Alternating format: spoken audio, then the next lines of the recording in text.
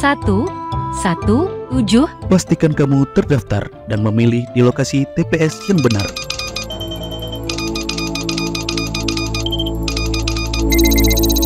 Ayo, cek DPT-mu. Jangan lupa, pastikan juga internet kamu stabil.